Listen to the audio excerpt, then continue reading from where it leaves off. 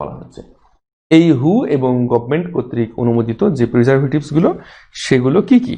এখন এই প্রিজারভেটিভস গুলো সাধারণত মূলত দুই রকমের হয়ে থাকে। এক নম্বর হচ্ছে প্রাকৃতিক প্রিজারভেটিভস এবং দুই নম্বর হচ্ছে কৃত্রিম প্রিজারভেটিভস। এক নম্বর হচ্ছে প্রাকৃতিক প্রিজারভেটিভস এবং দুই নম্বর হচ্ছে কৃত্রিম প্রিজারভেটিভস। তো আমি এগুলো একটু লিখে দিই তোমাদের কাছে যদি বই না থাকে বা তোমাদের বইতে যদি না থাকে তাহলে এগুলো নোট করে নিতে পারো। আর যদি কোনোটা মিস হয়ে যায় তাহলে অবশ্যই রেকর্ড ক্লাসটা ইউটিউবে আপলোড থাকবে, সেখান থেকে তোমরা দেখে নিতে পারবে। প্রাকৃতিক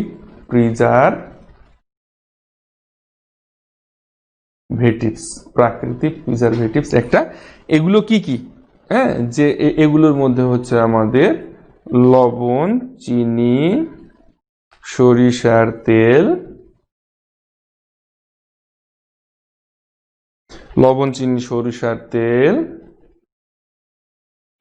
হলুদ, রসুন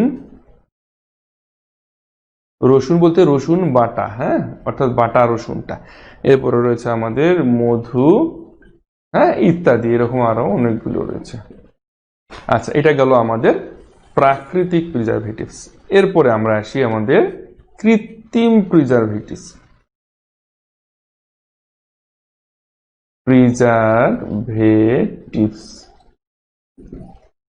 কৃত্রিম প্রিজারভেটিভস, হ্যাঁ। আচ্ছা, তাহলে এই কৃত্রিম প্রিজারভেটিভস গুলো কি কি? যেমন ধরো তোমাদের অ্যাসিটিক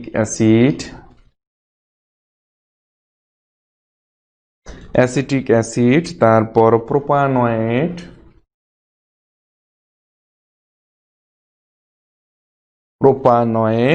বেনজোয়েট,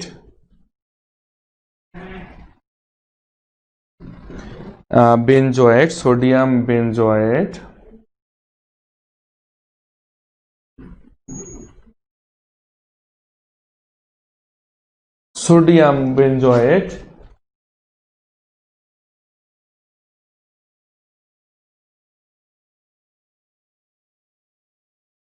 সোডিয়াম বেনজোয়েট, আচ্ছা, এরপরে সরবেট। এগুলো কিন্তু তোমাদের এমসিকিউ এর জন্য কিন্তু খুব ইম্পর্টেন্ট, হ্যাঁ। আচ্ছা, ইত্যাদি। তাহলে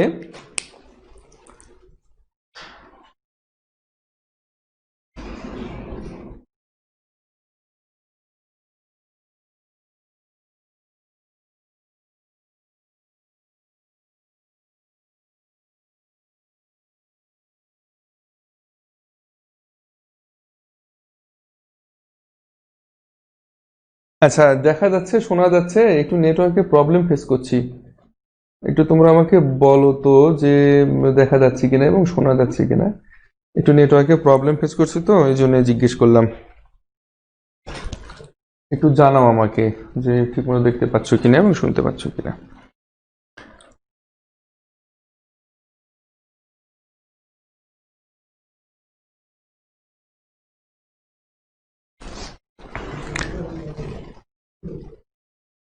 তোমরা ঠিকমতো শুনতে পাচ্ছ কিনা এবং দেখতে পাচ্ছ কিনা একটু জানাবে। আচ্ছা, তোমরা কমেন্ট করো, আমি ক্লাসটা কন্টিনিউ করি। আচ্ছা, এখন আমরা বিভিন্ন রকমের প্রিজারভেটিভস দেখতে পেলাম, যেটা প্রাকৃতিক প্রিজারভেটিভস এবং কৃত্রিম প্রিজারভেটিভস।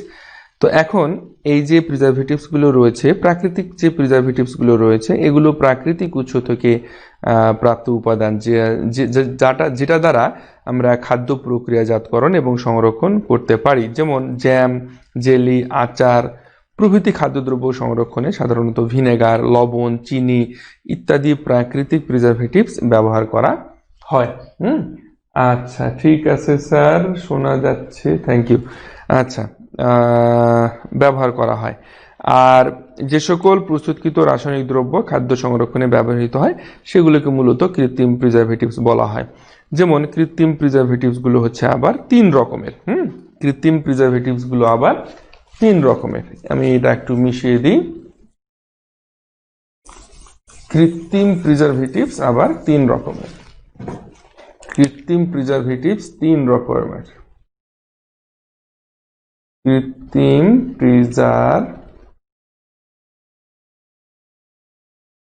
প্রিজারভেটিভ তিন প্রকার, কৃত্রিম প্রিজারভেটিভস তিন প্রকার। এক নম্বর কি?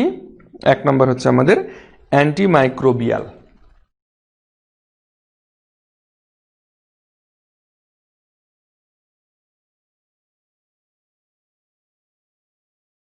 অ্যান্টিমাইক্রোবিয়াল।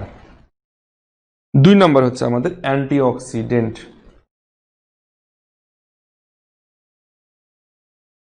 অ্যান্টিঅক্সিডেন্ট।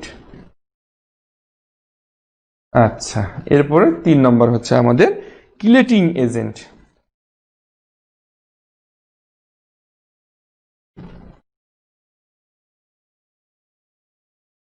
কিলেটিং এজেন্ট, এগুলো প্রত্যেকটা নিয়ে আমরা এখন আলোচনা করব। তো এই কৃত্রিম যে প্রিজারভেটিভস গুলো রয়েছে এগুলো আমরা জানলাম যে তিন প্রকারের। এর আচ্ছা, একটু নেটওয়ার্কের প্রবলেম তো ভাই, টুকটাক করে একটু বিভিন্ন জায়গায় সমস্যা হচ্ছে আর কি। তো আই থিঙ্ক যে জায়গাগুলো তোমাদের সমস্যা হবে, রেকর্ড থাকছে তো অসুবিধা নেই, তোমরা ইউটিউব থেকে রেকর্ড ক্লাসগুলো একটু দেখে নিও, তাহলে তোমাদের জন্য সুবিধা হবে, সেখানে নেটওয়ার্কের কোনো প্রবলেম হয় না। হ্যাঁ, আচ্ছা, তো প্রথমে আছে আমাদের কি অ্যান্টিমাইক্রোবিয়াল। তো যে সকল প্রিজারভেটিভস খাদ্যে ব্যাকটেরিয়া বা ফাঙ্গাসের বংশবৃদ্ধি রোধ করে তাদেরকে বলা হয় অ্যান্টিমাইক্রোবিয়াল। যে সকল প্রিজারভেটিভস খাদ্যে ব্যাকটেরিয়া এবং ফাঙ্গাসের বংশবৃদ্ধি রোধ করে তাদেরকে অ্যান্টিমাইক্রোবিয়াল বলে। হ্যাঁ, যেমন যেমন হচ্ছে আমাদের benzoate sorbate nitrate, benzoate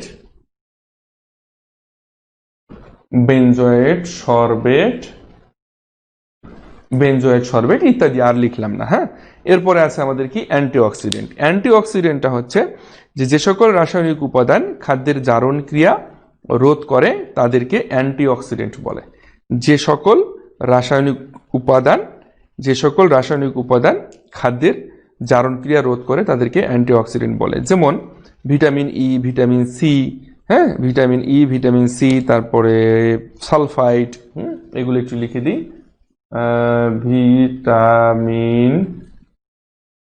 vitamin E, vitamin C, তারপরে সালফাইড,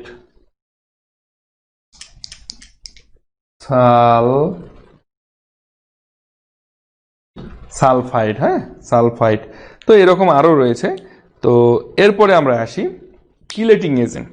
তিন নম্বর যেটা আমাদের, সেটা হচ্ছে কিলেটিং এজেন্ট। কিলেটিং এজেন্টটা কি? যে সকল রাসায়নিক উপাদান খাদ্যস্থ রাসায়নিকের সাথে জটিল কাঠামো গঠনের মাধ্যমে অণুজীব ধ্বংস করে এবং পচন ক্রিয়া রোধ করে তাদেরকে বলা হয় কিলেটিং এজেন্ট। আরেকবার ভালো করে মনোযোগ দিয়ে শোনো। যে সকল রাসায়নিক উপাদান খাদ্যস্থ রাসায়নিকের সাথে জটিল কাঠামো গঠনের মাধ্যমে অণুজীব ধ্বংস করে এবং পচন ক্রিয়া রোধ করে তাকে কিলেটিং এজেন্ট বলে। যেমন সাইট্রিক অ্যাসিড, ল্যাকটিক অ্যাসিড, হ্যাঁ, এগুলো একটু লিখে দিই। সাইট্রিক অ্যাসিড,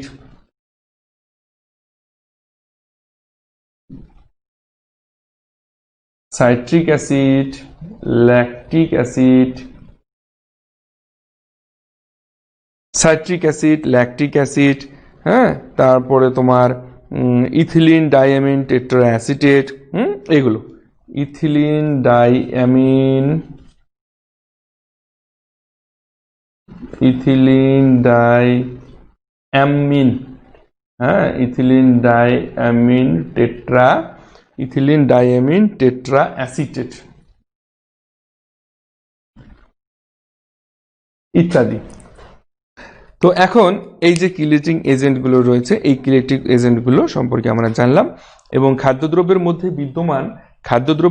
বিদ্যমান অবস্থান্তর মৌলের আয়নসমূহ কি কি থাকে? খাদ্যদ্রব্যের মধ্যে কি কি অবস্থান্তর মৌলের আয়ন থাকে? আয়রন থাকে, অর্থাৎ ফেরাস আয়ন থাকে, ফেরিক আয়ন থাকে, ক্যালসিয়াম আয়ন থাকে, নিকেল আয়ন থাকে, ম্যাঙ্গানিজ আয়ন থাকে। এগুলো কি করে? কিলেটিং এজেন্টের সাথে সন্নিবেশ বন্ধনের মাধ্যমে যুক্ত হয়ে জটিল যৌগ গঠন করে এবং অবস্থান্তর মৌলের আয়নসমূহের প্রভাবন ধর্মকে নষ্ট করে। তো এখন এই যে আমরা জানলাম যে আমাদের কৃত্রিম যে প্রিজারভেটিভসগুলো রয়েছে এগুলো সম্পর্কে আমরা একটু জানলাম যে কৃত্রিম প্রিজারভেটিভসগুলো কি বা কৃত্রিম প্রিজারভেটিভসগুলো কত প্রকার, হ্যাঁ, এগুলো সম্পর্কে আমরা একটু ধারণা পেলাম, তাই না? এখন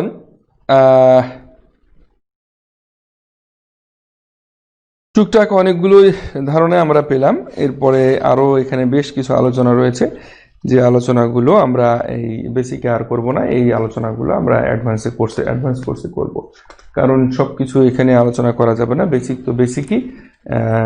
এরপরে আরও ডিটেলস আলোচনাগুলো এগুলো আমাদের অ্যাডভান্স কোর্সে আলোচনা হবে।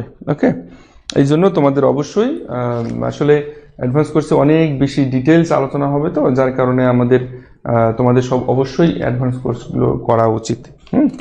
তো যাই হোক, প্রিজারভেটিভসের দ্বারা খাদ্য সংরক্ষণ এবং খাদ্য সংরক্ষণ যে কৌশলগুলো রয়েছে, এই যে খাদ্য সংরক্ষণ কৌশল, মোটামুটি প্রিজারভেটিভসগুলো কি এবং প্রিজারভেটিভসগুলো কি রকমের হয়, কৃত্রিম প্রিজারভেটিভস, প্রাকৃতিক প্রিজারভেটিভস, এগুলো সবগুলো নিয়ে মোটামুটি একটা বেসিক ধারণা তোমাদেরকে দেয়া হলো। তো আজকের ক্লাসটা মোটামুটি এ পর্যন্তই।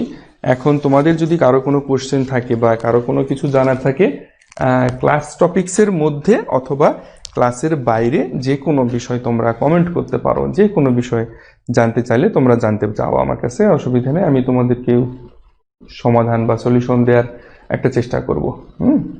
তোমাদের যদি কোনো বিষয় জানার ইচ্ছে থাকে ক্লাসের মধ্যে অথবা ক্লাসের বাইরে, অ্যাকচুয়ালি এই অধ্যায়টার মধ্যে যে খুব জটিল কোনো বিষয় আছে তা কিন্তু নেই।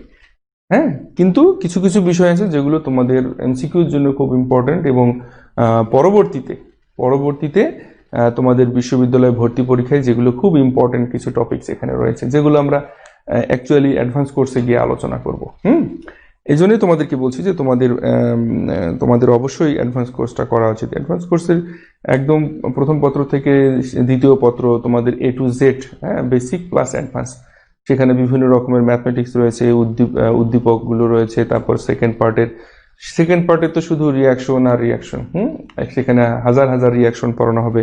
তো এই রিয়াকশনগুলো দেখা যাচ্ছে, রিয়াকশনগুলো দ্বারা যে উদ্দীপকগুলো দেওয়া হয় সেগুলো কিভাবে খুব সহজে তোমরা বুঝতে পারবে, এবং রিয়াকশনগুলোকে কিভাবে সহজে মনে রাখা যায়, কোন পদ্ধতি অবলম্বন করলে রিয়াকশনগুলো তোমাদের সহজে মনে থাকবে, এগুলো বিশদ বা বিস্তর আলোচনা করা হবে তোমাদের অ্যাডভান্স কোর্সে। তো তোমরা অবশ্যই সকলে চেষ্টা করবে। আগামী 15 তারিখ থেকে আমরা অ্যাডভান্স কোর্সটা চালু করব। তোমাদের যদি কোনো বিষয়ে জানার থাকে আমার সঙ্গে ডিরেক্ট যোগাযোগ করবে, আমার ফোন নাম্বার দেওয়া রয়েছে, তোমরা আমার সঙ্গে সরাসরি ফোনে কথা বলতে পারো। আর এছাড়াও যদি তোমাদের আর কোনো কিছু জানার থাকে, জিজ্ঞেস করার থাকে, সেটা তোমরা করতে পারো। দেখি কারো কোনো কিছু জিজ্ঞেস করার আছে কি নাই। আমার মনে হয় আর কারো কোনো কিছু জিজ্ঞেস করার নেই। খুব সম্ভবত তোমরা সবকিছু বুঝতে পারছো এবং সবকিছু তোমাদের জানা আছে। আর যদি কোনো কিছু জানার থাকে অবশ্যই আমাকে ফোন করবে, কোনো রকমের দ্বিধা সংকোচ ছাড়াই। হ্যাঁ, তো যাই হোক, আজকে লাইভ ক্লাসটা আমি এই পর্যন্ত শেষ করে দিচ্ছি। আগামীকালকে লাইভ ক্লাসে তোমাদের সবাইকে আমন্ত্রণ জানিয়ে আজকে এই পর্যন্তই। ধন্যবাদ সবাইকে।